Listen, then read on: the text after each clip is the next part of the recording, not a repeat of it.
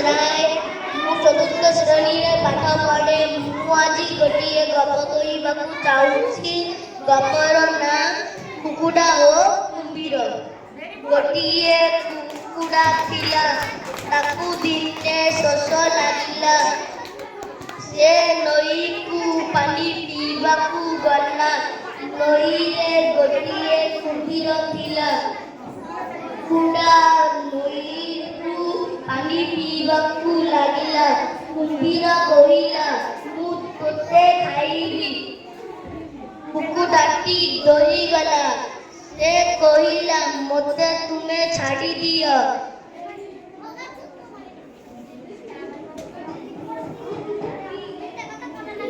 ମୁଁ ପରା ତୁମର ଭଉଣୀ ହେବି। ଏହି କଥା ଶୁଣି କୁକୁଡ଼ାକୁ ଛାଡ଼ିଦେଲା। ତା